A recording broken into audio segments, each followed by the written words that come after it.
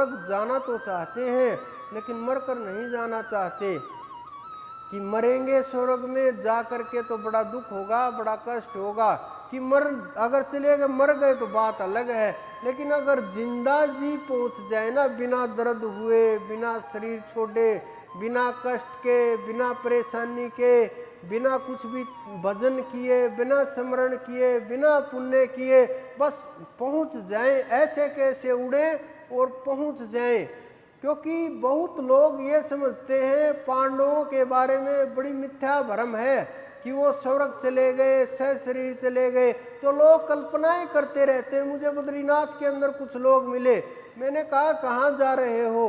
कि ऐसे ही जा रहे हैं हम घूमने के लिए। मैंने कहा वहाँ क्या मिलेगा? कि वहाँ अगर सीढ़ी मिल गई तो हम सीधे स्वर्ग में ही चढ़ जाएंगे। वहाँ चढ़ने के लिए भी सीढ़ियों की आवश्यकता है, वहाँ चढ़ने के लिए भी पैड़ियों की आवश्यकता है, और इस शरीर को उठा करके वहाँ भी ले जाएंगे, हम छोड़ेंगे नहीं। चाहे कोई रोगी शरीर हो, बूढ़ा शरीर हो, जवान शरीर हो, बच्चा शरीर हो, स्त्री का शरीर हो, पुरुष का शरीर हो, हम उठा करके ऐसे के ऐसे उसको स्वर्ग में लेकर के जाना चाहते हैं। ये न्याय उचित बात नहीं है, ये तर्क संगत बात नहीं है।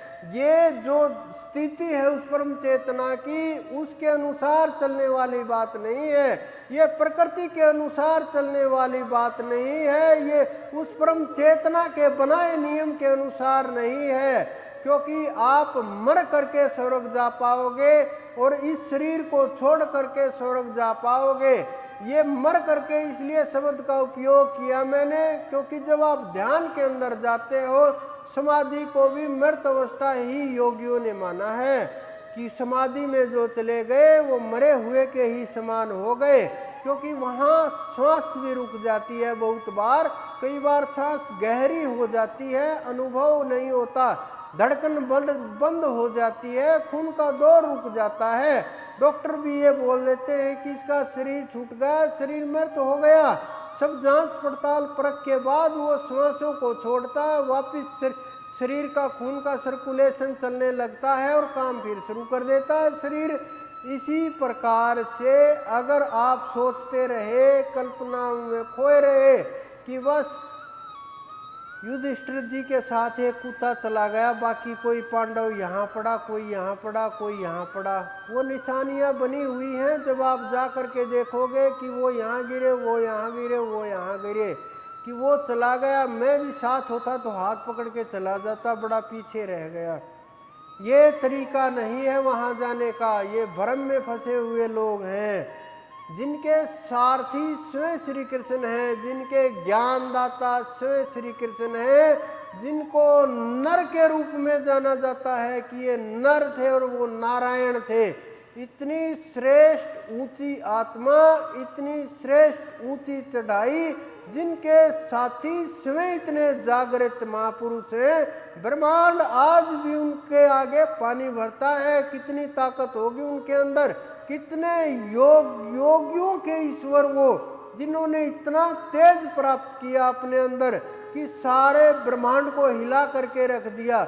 वो चाहे कितनी भी ताकत लेकर के आए हों उस परम सत्ता से, लेकिन वो कुछ न कुछ लेकर के आए, जागे हुए महापुरुष, और वो भी उनके साथी वो नर के रूप में। क्या मात्र वो स्वर्ग तक रह जाएंगे? क्या मात्र वो स्वर्ग नरक में फंस करके रह जाएंगे? वो स्वर्ग में तो आप उदाहरण पढ़ोगे, इंद्र तो उनके सामने आते जाते रहते थे, देवताओं के साथ तो उनके पहले से ही संबंध थे, फिर उनको क्यों रोकते? अगर कर्म के कारण रोक दिए गए, दोष के कारण रोक दिए गए, तो योगी उनके साथ थे, उन्होंने बताया कर्म कैसे किए जाते हैं, कर्म करते हुए कर्म से दूर कैसे रहते हैं। उनसे श्रेष्ठ कोई गुरु नहीं हो सकता ब्रह्मांड में, उनसे श्रेष्ठ कोई हाथ पकड़ के ले जाने के लिए नहीं होता, क्योंकि वो जगत के गुरु थे, हैं और आगे भी रहेंगे। हमें भी जो कुछ भी प्राप्त हुआ, जो अनुभव हुआ, जो आपको महसूस हुआ, जो आप देख रहे हैं, जो सुन रहे हैं, जो हमने पाया सब कुछ उन्हीं की कृपा से है, उनके बिना कुछ भी नहीं होता। और हमारे तो गुरु का रूप उन्होंने धारण किया है, तो वो जब गुरु रूप में आते हैं तो गुरु से श्रेष्ठ इस ब्रह्मांड में कोई नहीं होता।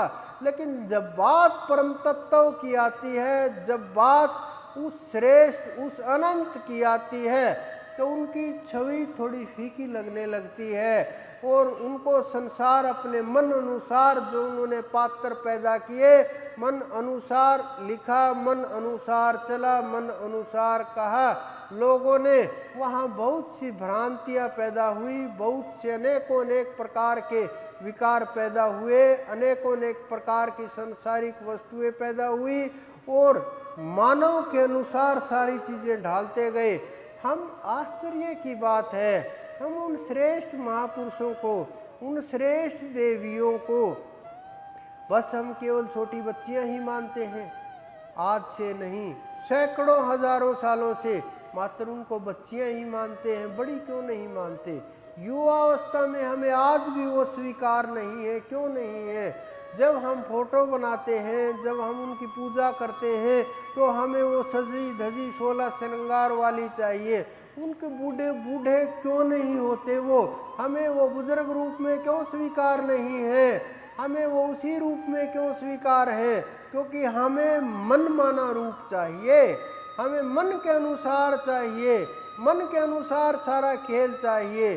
तो ये धर्म भी नहीं है, आध्यात्म तो दूर की बात है।